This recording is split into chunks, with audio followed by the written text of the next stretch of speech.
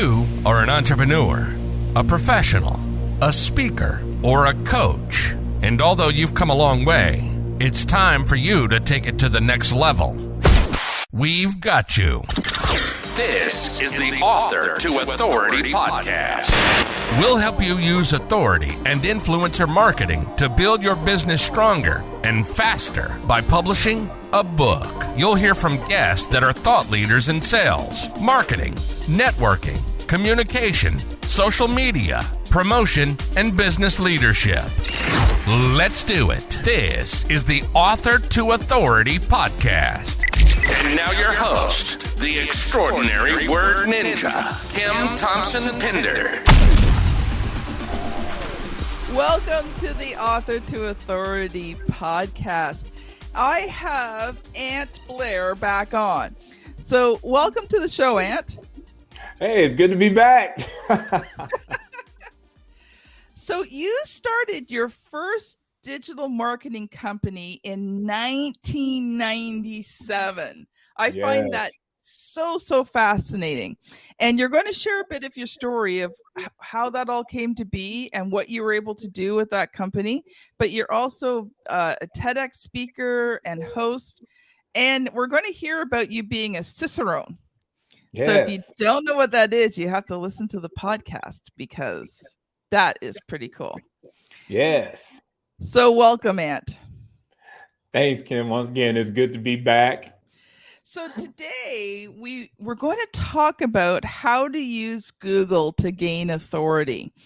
And, you know, when you first messaged me that on LinkedIn, I was like, oh, that's cool. That's something that we don't talk a lot about because Google seems to be that really big beast that no one can conquer.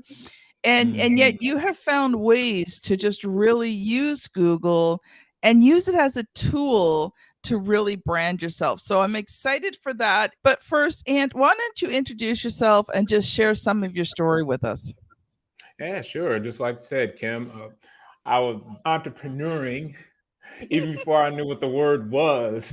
I didn't even know. You know, I was a young guy and was able to connect with folks. It's almost like Rich Dad, Poor Dad to some degree. You know, my father, he was General Motors, worked at General Motors.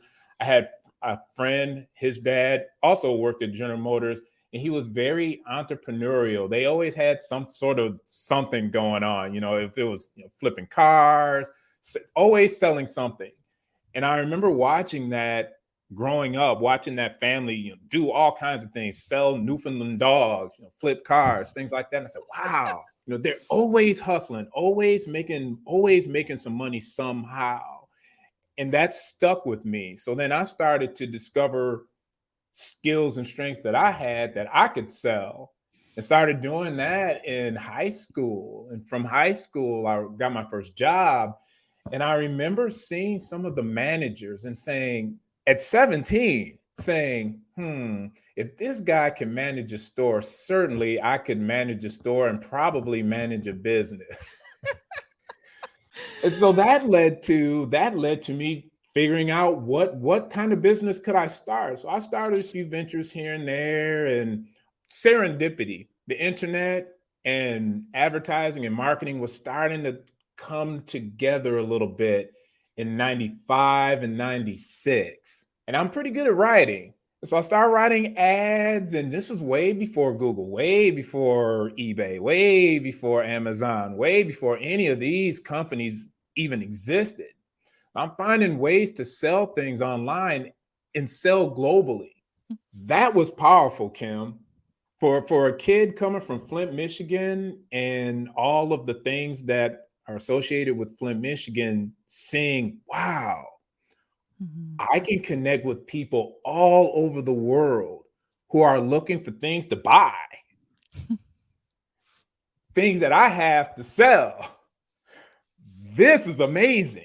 That changed my life, Kim. It really did. And one summer, I sold a bunch of video cassette tapes. I don't know if people listening even remember those things. VHS tapes. VHS tapes. Yes, they came after Betamax. Oh, I'm going to stop you for 1 second because just Okay, if you're listening to this and you're a younger person or even older person, I want you to Google teenagers and rotary phones. Because the teenagers are going to be like, how in the earth do you even use this thing? And every adult's just going to be busting a gut laughing. So, same thing. If you don't know what a VHS is, that's Ant and I dating ourselves because that was how you recorded things. For real. And imagine, Kim, back then having a storehouse literally of video cassette tapes. A friend of mine had a video cassette or had a video rental place. You know, we're talking Blockbuster, and I'm going all the way back then. So he had a little small town one, had a bunch of video cassette tapes, couldn't sell them. He had a bunch, didn't need them, couldn't sell them. I said, hey, let me try and sell them on the internet. And I was selling those video cassettes to people all over the world. And what was interesting, Kim, was these were people who were military folks. Mm. So you remember early on in the internet, the only people who had access to internet, you know, government, education, and military. So they had the money, they had the downtime, and they had the access. And so they're finding me online. They're saying, hey, send me movies, send me movies, send me movies, send me movies. I'm making money hand over fist, not blown away. And like I said, when I did that summer, that's when I knew this is going to be what I'm going to do. And then from there, I found out that, hey, I could develop websites. So I don't know if you remember a Microsoft Front Page. A terrible that program. Was like a beast to try and work with. It was horrible. It was atrocious. It was terrible, but that's all we had. I mastered that software with much pain and went out and started to sell in my local area. Hey, you need a website. Hey, you need a website. This was in 97, 98. And people like, get out of here, kid. You know, what are you talking about? You know, I'm getting doors slammed in my face time and time again. And so, you know, for people who are aspiring to become entrepreneurs, if the skill that you need to have right out the gate is sales skills, you know, and you have to have a thick skin because you're going to get a whole lot more no's than you're going to get yeses. And that's what was happening because it was still early. I was an early adopter. So door slam, door slam, door slam, door slam, door slam. And then people started to get it in 2000, like 99, 2000, business owners start to get it. And I did the first website and got paid for it. And from there, people was like, hey, who did your website? Hey, who did your website? Hey, who did your website? Oh, this guy, Ant Blair. Oh, this guy, Ant Blair. So now all of a sudden my phone's ringing and I got a business on my hand. And boy, that was such a wild time because it was the .com boom. So once people got it, everybody hopped in. So I'm busy. And I'll tell you what, Kim, that was the wildest ride because during that time, scaled that business 6 figures in less than a year, had 12 employees, 2 office locations. It's ridiculous, crazy. But then, you know, in 2001, you know, we had, you know, 9/11, you know, then the .com boom busted.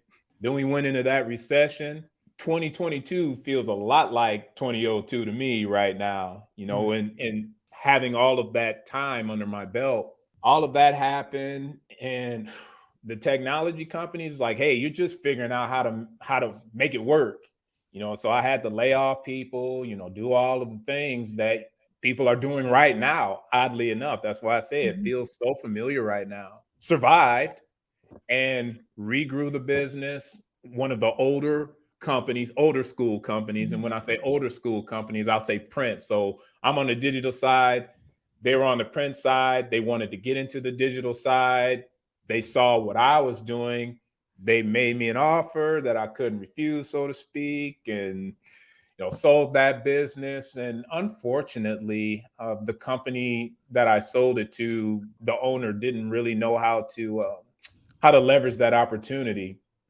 And unfortunately, that company went out of business. But luckily, I was disconnected from that. But, you know, when you see your baby kind of die, so to speak, it leaves a little sad spot. It was sad to see it go down like that, but that's how business works. And so then from there, was looking for something to do, and that's how I started getting into Cicerone certification and public speaking, because it's a good story.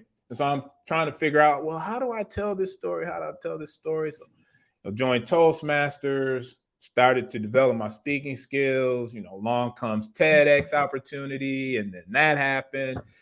And from there, other TEDx organizations like, hey, you're pretty lively. How about you host the TEDx for us? Like, yeah, sure. So right now, I'm living the dream of semi-retirement, so to speak. Okay, so you did not tell the audience what a Cicerone is. Yes, it is a certified master of beer styles and service. I had to get the lingo out of my head. A certified master of beer styles and service, which means I know all of the beer styles. We're talking, German lagers, pilsners, American IPAs. I know all of the styles, and I know how to serve them properly, proper glassware, proper temperature. The things that a sommelier would know with wine is the same thing with beer. That is so cool. Something that I was thinking about as you were sharing your story is, as entrepreneurs, we're going to have times when our business doesn't work out. That's right. And it doesn't, you've tried your hardest, you've done your very best, and sometimes you just have to let that business go. And, I think that's not something we talk a lot about as entrepreneurs, because it's kind of like it's failure, and we don't want to talk about the failure. We don't want to talk about it. But I think it's important that we do. When I was first getting into entrepreneurship, I saw all these people who were successful, and I felt like it's such a failure because I struggled. I struggled for a long time. Thankfully, I had a husband who was very patient with me and let me struggle through all the years of trying to figure out how to be an entrepreneur. But they don't talk about the struggles. They don't talk about the times that they failed. And I think that's important for people who are building a business to know that sometimes businesses fail. But That's you know right. what? It should never stop you from starting another one, because That's maybe right. that's the one you were meant to have in the first place. The other one was your training ground. That's right. That's exactly right. What's interesting about that, Kim, I 100% agree. I mentor a lot of young business startup entrepreneurs nowadays. I was on a call with some young entrepreneurs yesterday, and we're talking folks who are my age when I started. Mm-hmm. And one of those people in the group, one of the young people in that group, called me up, and he's like, "Man, I'm going through this struggle right now in my business, and I don't hold it up. I'm like, hey, I remember when I was your age. Here I am, the old guy, reminiscing, and I'm sharing stories of, yeah, I had I to remember walk to that. work every day in the snow, and it was 5 feet high and didn't have any boots on. And It's true, but these young people, they appreciate that. They appreciate that vulnerability. They appreciate that transparency. And young entrepreneurs, to your point, Kim, they need to know that it's not what you see on Instagram. It's not what you see. There's highs and there's lows. There's highs and there's lows. Just like I talked about a little earlier with sales. You're going to win some, you're going to lose some. But I think we have to, as entrepreneurs who've been around for a while, make ourselves available to these young folks coming up, and be real with them and say, yeah, I remember when I had this struggle. I remember when I messed up here. I remember when I dropped the ball there. I remember when, to give them, to empower them, to encourage them, and even go so far as even give them permission to fail. Because we say, oh, well, if you fail, it's like, you're hey, a that's part failure. of the process. Yeah, if you fail, you are a failure. And it's like, no, that's not true. We fail. There's a guy, I think his name's Darren LaCroix, who's a Toastmaster and one world champion of public speaking. One of his speeches, he talked about failing forward. And that's a thing, yeah, we can fail and it's okay. Because society be like, oh no, it's not okay. You have to be perfect. No, actually, it's okay to fail. Just pick Yeah. yourself up, dust yourself off, and get back on that saddle, as they say, and keep on riding. Yeah. Some of the lessons that I learned in failure is really what has helped me to become an incredible publisher. Absolutely. Because I've learned the power of no. I've learned that you can't give up. I've learned you have to be consistent. There was so many lessons I learned all those years while I struggled. And I thought, there was times I went back, I took a job for a period of time, but then it was like, I just want to be an entrepreneur. I just want to be an entrepreneur. And so, I just kept working it through. But, finally, when I started the publishing company, it was like every lesson I had ever learned, that 12 to 15 years of being an entrepreneur, all of a sudden it was like it just all fell together. Yeah. Yep. And it's been worth it. I love this journey of being a publisher and helping people to get their message out there. So if you're listening to this, and you're struggling in your business right now, take hope. That's right. You're not a failure. That's right. You're in the learning curve. That is exactly right. You are in the learning curve. That's such a good way to put it. So I want to kind of switch gears here because we're about halfway through, and I want to let you loose for a bit because you are prepared and you've got a lot of amazing knowledge to share with us about how to leverage Google to gain authority. So I want to give you lots of time to share those hints, tips, nuggets, and practical things. Oh, sure. Starting that digital marketing company, the pathway went from developing websites to, hey, how are people going to find these websites? And that was I would say that was 04, 05, 06, 07. I learned a lot about Google and Bing. I don't know if people remember like Excite and Lycos and some of those old school Alta Vista.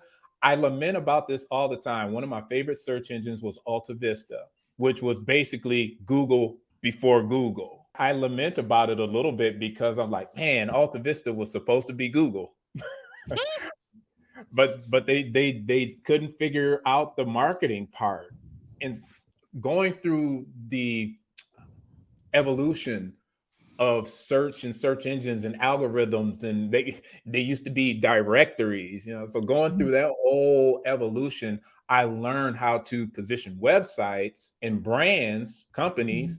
When I sold the business and I'm doing the Cicerone thing, I was thinking, how could I apply what I learned for my own personal brand?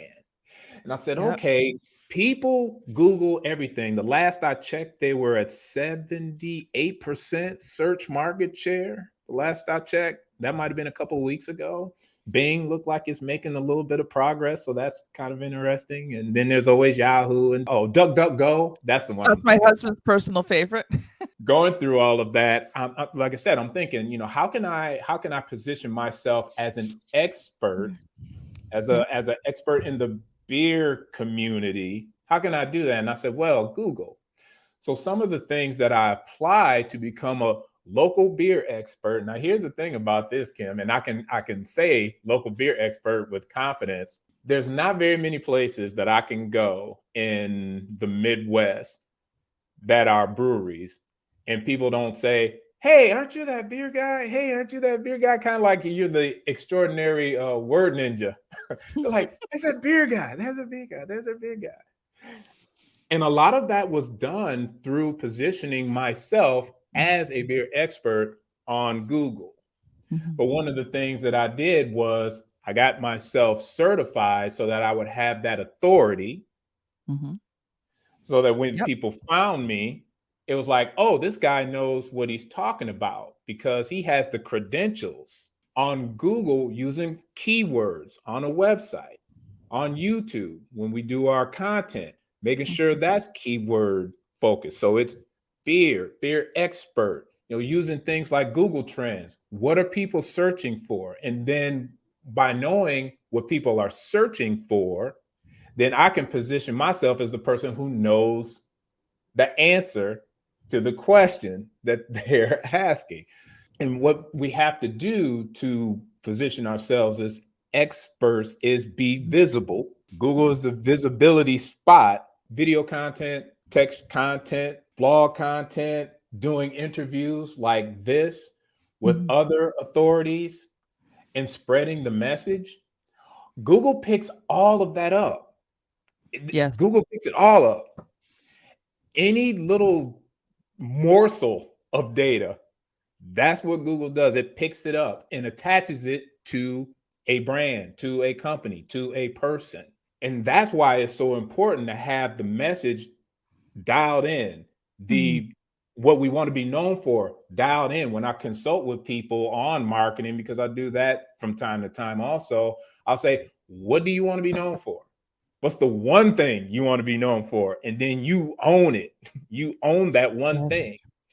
And that's one of the things that people don't realize about Google. People are like, oh, well, I do this and I do this and I do this. And it's like, but you dilute yourself.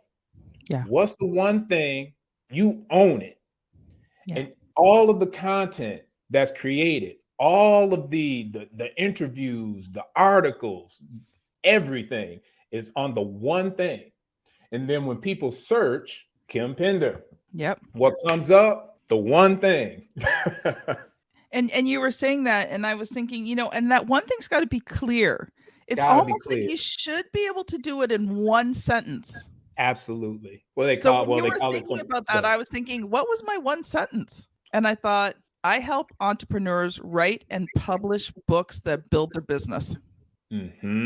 Elevator pitch. Unique selling proposition.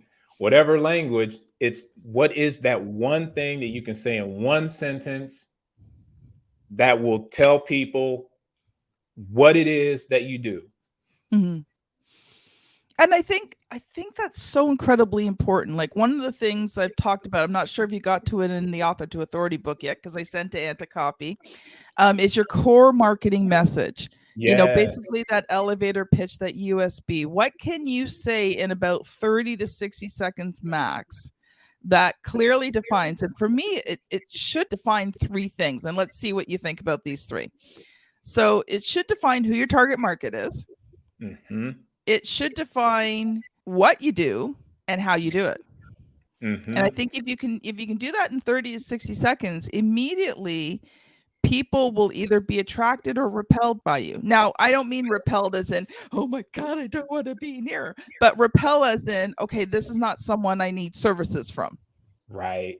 Okay, so I know the last time we talked about more about the content. So let's go into that a little bit, because you talked about video, you talked about text, you talked about blogging, obviously even audio getting out on podcasts.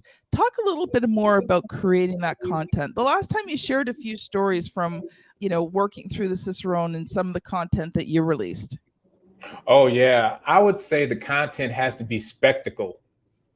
And when I say spectacle, I mean just making a splash. And not to be a LinkedIn hater, because I'm not a LinkedIn hater. But what I notice is when people are posting content, it really looks the same. Mm. You know what I mean? People are posting the same stuff. It's a quote, or it's usually a quote from somebody else, or it's a photo, or it's a hey, look what I've done, kind of thing. But it's not, again, it's not spectacle.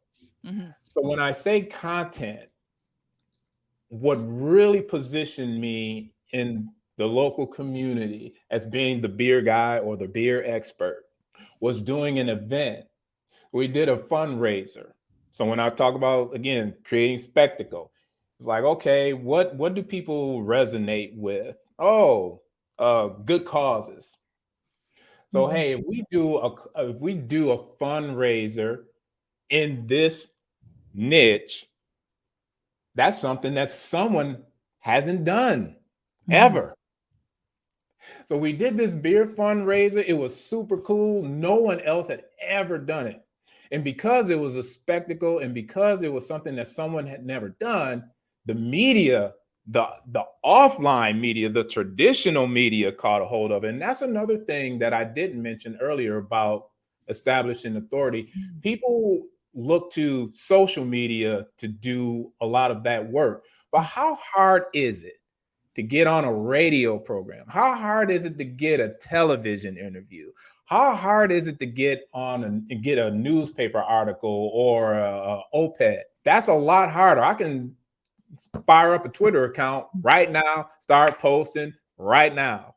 It takes work to get into traditional media, and Google really places a lot of authority on traditional media sources. So that's important. So again, being able to create this spectacle opened up that opportunity. When we did the event and it was well attended, raised a lot of money, helped a lot of kids with get some Christmas gifts. And I'm not really a Christmas person, but I was that day when we did that. It was kind of like that Grinch, right? So I'm standing up on, I'm on the top of the mountain with my dog, and I'm looking at all these who's. I'm like, I got all your presents. I got all your presents. They all hold hands and start singing and everything, and his heart gets all big, and he comes barreling down the mountain with all the Christmas gifts. That's what that feeling was like. It was really cool. But because we were able to create spectacle and do some good in the community, and the media started pulling and started writing about it, well, what winds up happening? Google picks up that information. Yeah. And then when they do a search for Ant Blair, well, since the TEDx talk, that has moved way further down. But at that time, you type in Ant Blair, you type in Beer for Good. That was the name of the fundraiser. The only thing you saw was the video, the articles, my pictures of the event. And people connected all that positivity to the event. To me, created that halo effect, they call it. Right? And so now all of that authority and all from the media and from Google, they're like, he's the guy. So I'd walk down the street and people like, hey, there's the beer guy. Hey, there's the beer guy. Hey, there's the beer guy. But again, it was that spectacle. It was creating that event, doing something that had never been done, that creates attention. We're going to extend the show about 5 minutes because there was something you talked about the last time we did this. And I want you to just touch base on that. Because you talked about doing videos, but you didn't do traditional beer videos. You came at it from a unique angle. You focused in on the foam. I think that's what I remember you saying. Right. So maybe talk about that a little bit, because maybe our listeners aren't quite ready for media yet. Like, that's something that we should strive for. But I think, like you said, it's not easy. But creating unique videos and coming at something from another angle, I think that's something that almost every entrepreneur can do. So can you just touch on that for a couple of minutes before we end the show today? Yeah, sure, Kim. You talked about it a little earlier. It's owning that one thing, right? What is the thing that I'm going to be known for? So the videos that I would make, they were super short because as you know, attention spans, my thing was beer foam. So nobody was talking about beer foam or beer head. So my tagline was heady conversations over hard poured beer. So people in the beer community knows what hard pouring means and what the result is. And so I would get on and I would have a glass. I should have one right now. And I would hard pour that beer, and that beer head would be so big and thick and foamy. But see, here's the thing. I would do that, and people weren't doing that, but I would also explain why. And I would say, okay, well, this is why you want to do this. It's the aroma, it enhances the tasting experience. And I went on with all of these benefits of this thing. And so again, it was just taking the one idea that no one was talking about and just owning that. In every single video, it was boom, big old head beer, pouring it hard. And, people, I would walk down the street. The name of the podcast when I was doing the podcast was called the Mo Head Y'all Show. So it was more beer head y'all, because, we say that down here in the kind of South. Southern Indiana. A lot of people say y'all. And I like y'all too. So it was Mohead, y'all. And people be like, Mohead, y'all. They would go up and say, hey, Mohead, y'all, Mohead, y'all. It was so great. But again, it was taking the one idea that no one else was using and then just owning it in every single video. Yeah. And you need to get on board with this movement too. And it really did turn into a movement. People would send in videos, or they would comment in the comments on the post, and they show themselves pouring their own beer, having a picture of their own beer, this big old head and everything. So it was just something that it was a lot of fun, and people could really get behind it. And it was just doing it over and over and over and over and over again until it was top of mind for people. When they would hop on, they would expect to see me with that in my hand, and it was going to be a big old head on that beer. And I like what you just said, again and again and again and again, because it's not just, doing the one video. It was the consistency of the videos you were doing. It was owning basically kind of a keyword. You were owning that keyword and making sure that, when people looked up that keyword, there was just so much of you, nothing else was going to come through. Nothing else is going to come through. Yes, you're absolutely right, Kim. Oh, well, I've so enjoyed this, Ant. If people have enjoyed this conversation today and they want to learn more about you or connect with you, what's the best way for them to do that? Google me.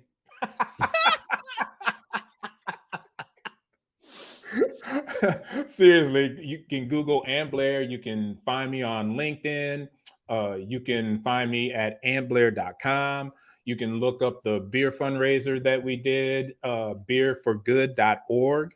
And if you find those, ain't no if you look, you'll find it. You find those, you'll find me. Thank you so much. I've appreciated you coming back and redoing the episode. I did not want to not do the episode.